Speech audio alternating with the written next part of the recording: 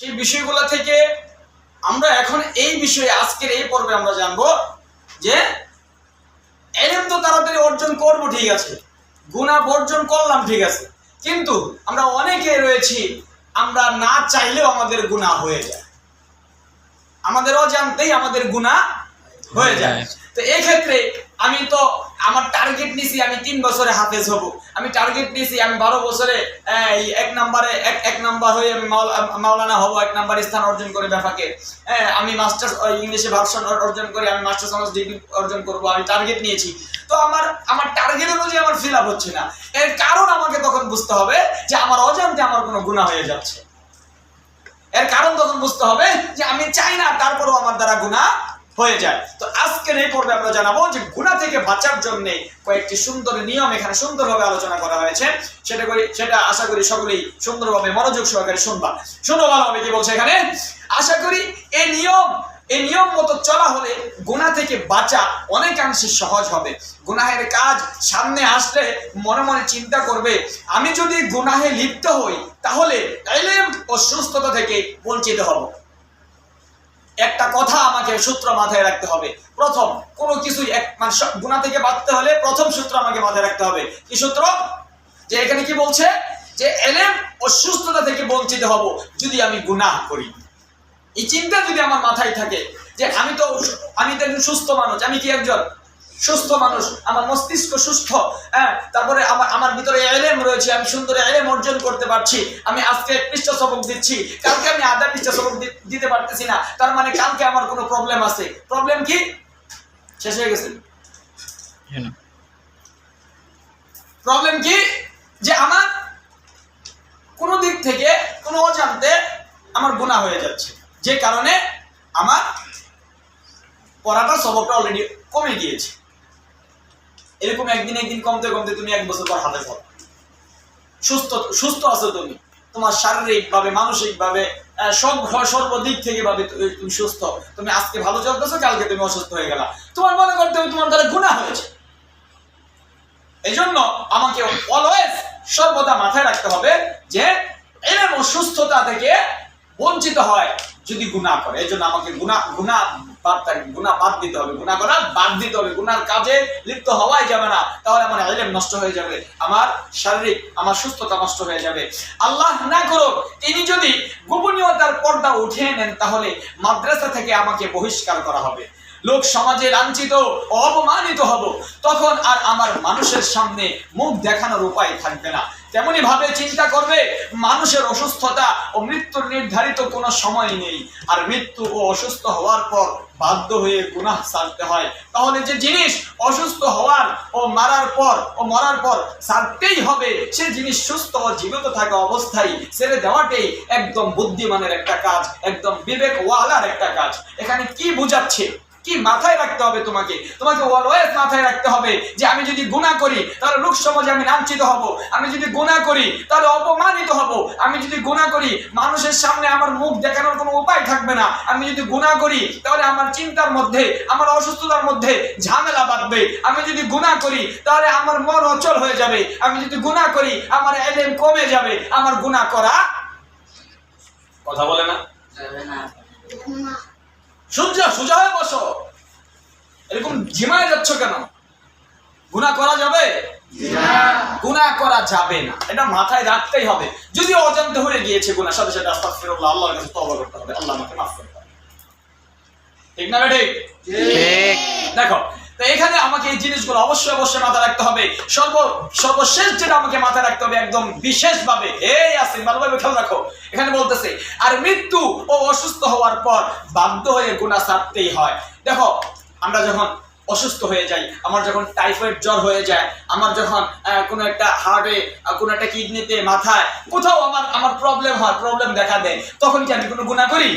তখন আমি কি করি? আল্লাহ মাফ করে দাও, আল্লাহ মাফ করে দাও, আল্লাহ কবে যাইবো গুনাহটা, আমার এই গুনাহ মাফের জন্য আমি একটা খতম পড়াই, আমি এর জন্য আমার এই সুস্থতার জন্য আমি মাদ্রাসা ছাত্রদের খাওয়াই, আমি এই সুস্থতার জন্য মসজিদে দান করি, আমি যত ভালো কাজ তখন আমি করতেছি। তো এখানে এটাই বলতেছে আর মৃত্যুর পর মৃত্যু যখন আমার হবে, মরণ যখন আমার চলে আসবে, দুনিয়াটা আমি থাকবো না, তখন কি আমার দ্বারা গুনাহ হবে?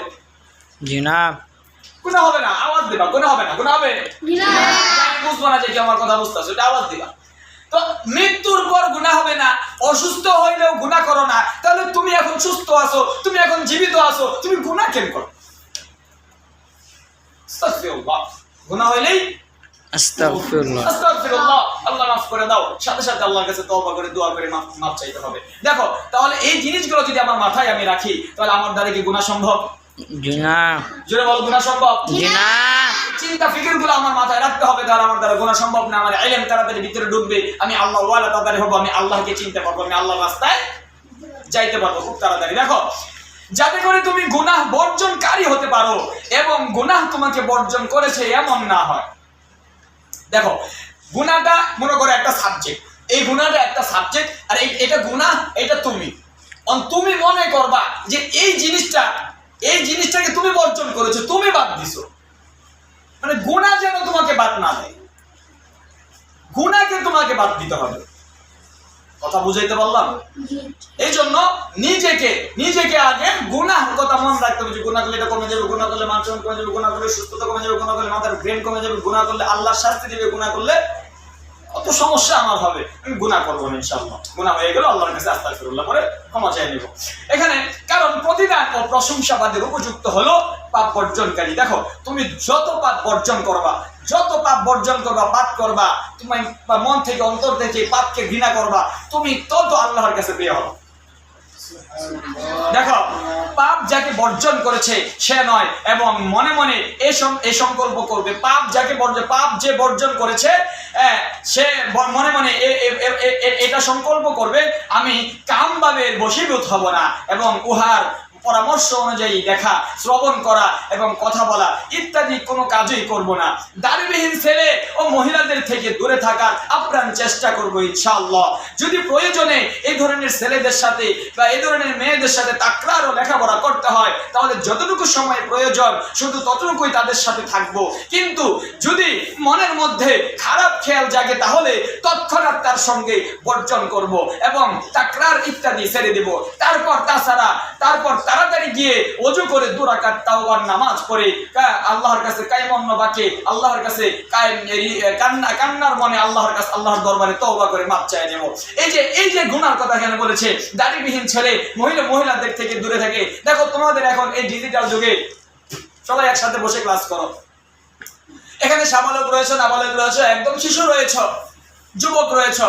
তো প্রত্যেককে আমি বলতে চাই, যাদের ভিতরে কুলুষতা রয়েছে, যাদের মনের মধ্যে হিংস্রতা রয়েছে, তাদেরকে একান্তভাবে এখান থেকে এই জিনিসটা ভালোভাবে বুঝে নিতে হবে যে আমি কাদের সাথে পড়ালেখা করছি, যাদের সাথে করছি আমার তাদের সাথে বসাই যাবে না। হ্যাঁ, যতটুকু আমি বসছি আমার এলেম অর্জনের জন্য আমি তার সাথে বসছি, আমার এলেমের জন্য আমি বোনের সাথে বসছি, আমার এলেমের জন্য আমার এই ছোট ভাইয়ের সাথে আমি দাঁড়িয়ে ছোট ভাইয়ের সাথে বসছি।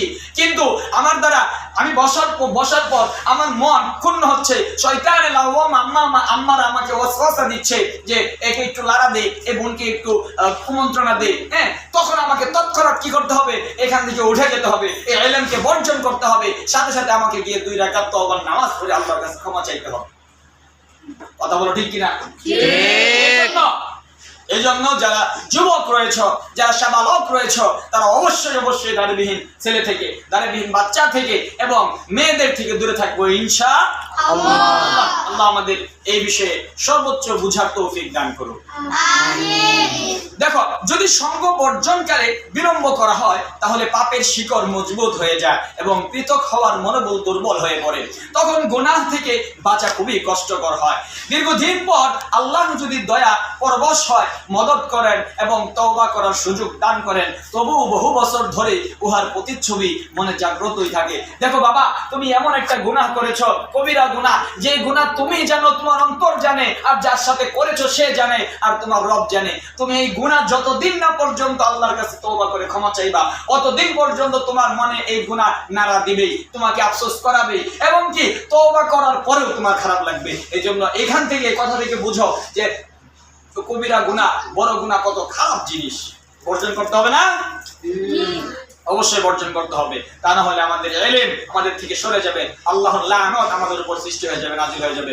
শোনো, আর মন মস্তিষ্ক বিভ্রান্ত করে ফেলবে, তোমার মস্তিষ্ক ভালো থাকবে না, বলে লেখাপড়া ইবাদত বন্দেগী সমস্ত কিছু নষ্ট হয়ে যাবে। দেখো, তোমার মন যদি ঠিক না থাকে, তোমার দিল যদি ঠিক না থাকে, তোমার মনে যদি সুখ না থাকে, তোমার ইবাদতে তোমার পড়ালেখায় মন বসবে না, শিওর, কনফার্ম। এই জন্য তোমাকে শরীর এবং মন দুইটাই সুস্থ রেখে তারপরে ক্লাসে বসতে হবে। শরীর সুস্থ এবং মন সুস্থ, দুইটাই সুস্থ রাখে একমাত্র পাপ বর্জন, একমাত্র পাপ বর্জন। দেখো, মন সর্বদা চিন্তিত ও বিষাদগ্রস্ত থাকবে, অতএব সাথে সাথে যদি সংশ্রম বর্জন করা যায়, তখন এই সমস্ত কিছু থেকে পরিত্রাণ পাবে এবং অন্তরে খুশি ও প্রফুল্লতার আমেজ অনুভব করবে ইনশাআল্লাহ। সে কথাই অমর কবি একজন কবি এখানে সুন্দর করে তার ভাষা উল্লেখ করেছে, হে মন, তুমি যত সুখী আছো সবকিছু ত্যাগ করে মনকে আল্লাহর সাথে জুড়ে দাও এবং সমস্ত জগৎ থেকে চক্ষুকে বন্ধ করে দাও। আর আল্লাহকে অন্তর থেকে বাহির করে সেখানে ছেলে মহিলাদেরকে আসন দেওয়া কতই খারাপ কথা। এটা একবার যদি চিন্তা করতা, হে মন, তুমি যদি একবার চিন্তা করতা। কবি এখানে সুন্দর করে বুঝাই দিছে। তারপরে দেখো, এই কথাটার মর্মার্থ এখানে স্পষ্ট করে বলা হয়েছে একটা হাদিসের মাধ্যমে। আল্লাহ রাসূল সাল্লাল্লাহু আলাইহি সাল্লাম কাবা থেকে মূর্তি বের করে দিয়েছিলেন অন্তরে আল্লাহকে স্থান দেওয়ার জন্য।